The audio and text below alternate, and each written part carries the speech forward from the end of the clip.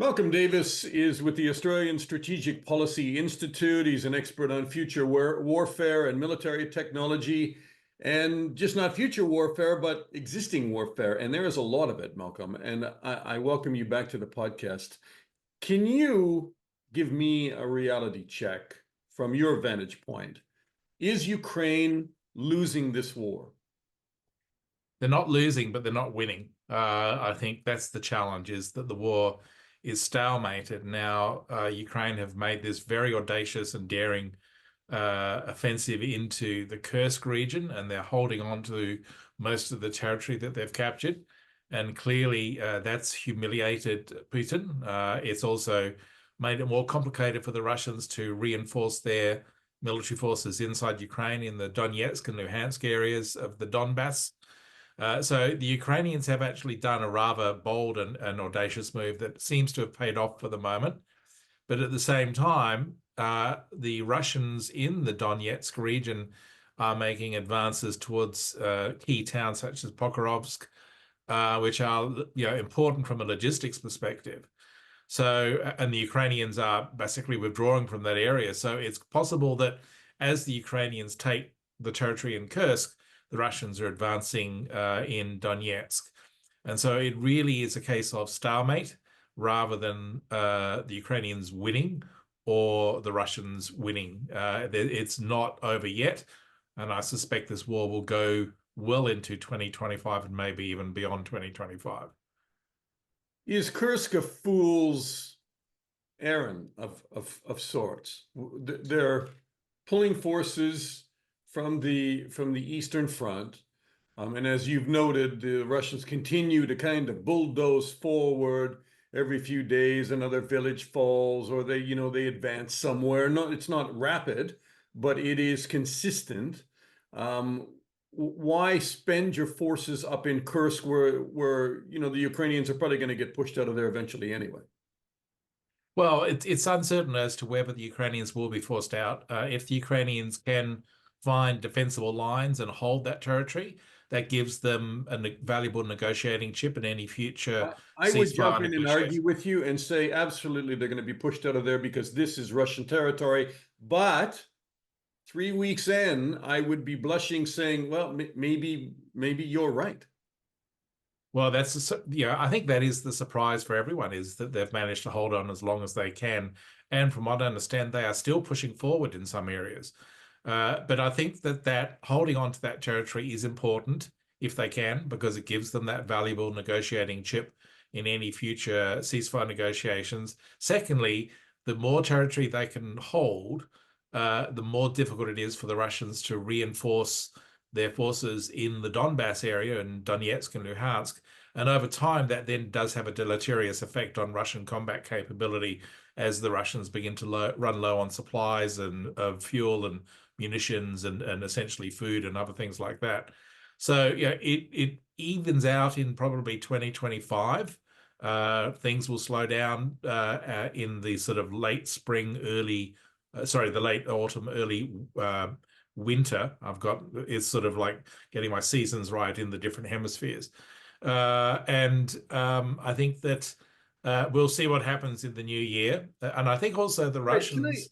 And again, I've interrupted you, and I'm not going to do it again. I apologize. But what do you mean it's going to even out? I'm a bit turned upside down with time as well now. You're saying that the Russians are running out, and that Ukraine, if right now the Russians, if right now Ukraine is on a back foot, you think in 2025 they won't be? I think that if Western military assistance continues to flow to Ukraine, then Ukraine can hang on. They can't necessarily win, but they can continue to blunt Russian advances. The Russians are making advances in some areas, but at great cost. Now, the Russians have a superior military industrial capacity in terms of turning out munitions and so forth. For sure. So the key thing that will emerge in 2025 is, firstly, does that Western military assistance dry up? If you have a change of administration in the US after the presidential election and Trump gets back in, then I think it is almost certain that US military assistance will dry up, in which case Europe will be hard pressed to fill the void left by the US. But at the same time, the Russians have got to step up their military production, and they may have to think about a mobilization. And that will be politically unpopular for Putin if he does go down the path of mobilization. You keep So it saying really what's does then politically, yeah. get then to a situation of who can acquire or produce the most munitions and who can maintain their hold on territory into 2025. I mean, I've traveled across Russia. I've seen the big old Soviet Union. Your head spins around when you enter some of these cities and you realize all they ever did was produce munitions. All they ever did was produce warplanes or tanks or chemical weapons or biological weapons. I mean, Ronald Reagan's evil empire, and the fact is that we're pouring more and more money into Ukraine, and it doesn't seem to have changed the battlefield. Well, I think we have an obligation to do so because let's remember the facts here. It was Russia that launched this war. They were the aggressors. They were the ones that invaded Ukraine, which is a sovereign nation state and a Western democracy.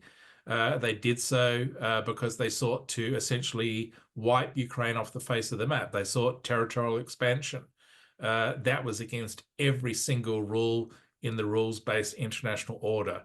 And if we hadn't have poured that money into Ukraine, if we hadn't have supported Ukraine, then that would have sent a terrible precedent, not just in terms of European security, but in terms of, for example, how China thinks about Taiwan. So I think That's we the had an argument, right? obligation. They'll keep going. And I tend to think, just like you do, that Putin will not be finished or satisfied Oh, just during absolutely. Ukraine. Yeah, And yeah. He's got much bigger plans than Ukraine. And I think that if he does win in Ukraine in, say, late 25 or early 26, then he'll be emboldened to rebuild military capacity as fast as possible and then confront NATO directly in the latter half of this decade. And once again, that would be coordinated with China in a move against Taiwan. So I do think that we have an obligation to defend Ukraine and to ensure that it wins. The challenge for us in doing so is threading that strategic needle so that Ukraine wins and we, at the same time, deter Putin from reaching for tactical nuclear weapons. Because if Putin uses tactical nuclear weapons in Ukraine, NATO are then obligated to respond at a conventional level, and you end up in an escalatory cycle, which we're all trying to avoid. it seems escalatory If right now Russia to me. Oh, it's escalatory, but it's the Russians that are escalating. Okay, what we're trying to avoid is that really big escalation of a Russian attack on a NATO state conventionally, or a Russian use of tactical nuclear weapons. For example, if Russia did use tactical nuclear weapons in Ukraine and we didn't respond, then that would embolden Putin even more to use more tactical nuclear weapons, and it would send the message not only to the Russians but also to the Chinese, to the North Koreans, to the Iranians, that use of tactical nuclear weapons is okay. So that would change the game for international security in a major way. So we're between the rock and a hard place there if we're presented with that scenario.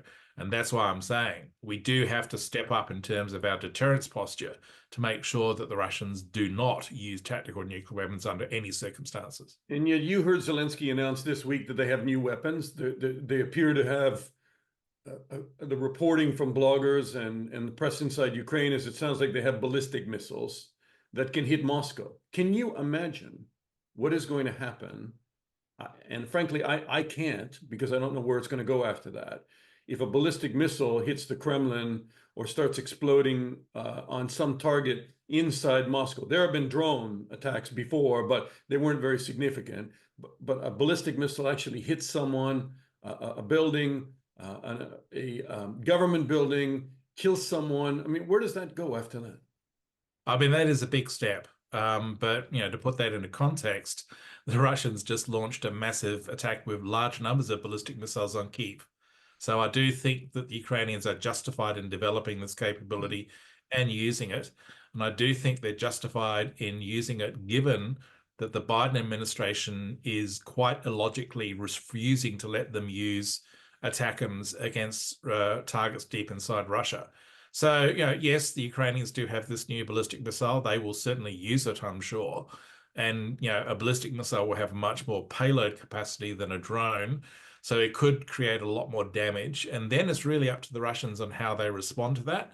And they've got a number of choices. They can launch massive attacks on Kyiv and other Ukrainian cities like they've been doing in the last few days, try to inflict as much damage as possible, or they can reach for the tactical nukes. And if they reach for the tactical nukes, then they know that NATO must respond conventionally, and then they're in an entirely new war. And are they prepared to go down that path, knowing that, the risk of escalation into a strategic nuclear exchange is very real? I'm not sure. So I think that, I once again support Ukraine in launching attacks against Russia, including with this ballistic missile on Moscow if necessary. But NATO has to do its bit and step up and deter Russia from using tactical nuclear weapons in response. I mean, that's the big gamble. And I was going to ask you, why is the Biden administration, do you think, still stalling on supplying the necessary weapons, or at least lifting the restrictions on the weapons that they have already supplied to the Ukrainians, to allow them to hit these air bases or these S-300s, or any of the aircraft that are launching these glide bombs? I mean, there was another 90 drone attacks overnight. The night before, there were another 90 some odd, or almost 100, rocket and drone attacks, 200 earlier in the week. I mean, the number of attacks on Ukraine this week alone has been head spinning. Yeah, look, I mean, I think the Biden administration is terrified of the prospect of escalation to use of nuclear weapons, or the prospect of Russia retaliating directly against NATO. That's the two scenarios that keeps Biden and his national security advisor and his Secretary of State and Secretary of Defense awake at night. Because what they don't want to do is get sucked into a war directly with Russia, because they know where that leads. But at the same time, if they don't allow Ukraine to win, and Russia ultimately prevails and wins in, say, late 25 or 26, that's exactly where they end up in the end, because Russia will then threaten NATO. So, Biden does need to understand that, it's important for Ukraine to win, because if Ukraine wins at the same time as NATO firmly and effectively deters Russia from using nuclear weapons, then it's checkmate for Russia, and we defeat that threat once and for all. Obviously, coming out of that scenario, the US and NATO have to stand firm along their eastern frontier indefinitely. They face that Russian threat so long as the Putin regime is in power. The challenge there, of course, is they also face a threat in the Indo-Pacific with China against Taiwan. And that demands that the US and its allies, both in Europe and also in the Indo-Pacific, step up, increase defense spending, and go to a pre-war period mindset and paradigm in terms of boosting defense industrial capacity, so that they're ready to deter, and if that deterrence fails, they're ready to fight.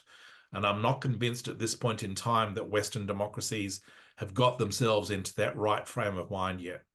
Is that, and the last question to you, and I appreciate your time, is that because not everybody buys this argument that this is a larger war? It is not the Russia-Ukraine war, that this is a real struggle. I don't want to say democracies against autocracies, but it is, the European liberal order, the Western liberal order, fighting back Putin, who has essentially declared war on them.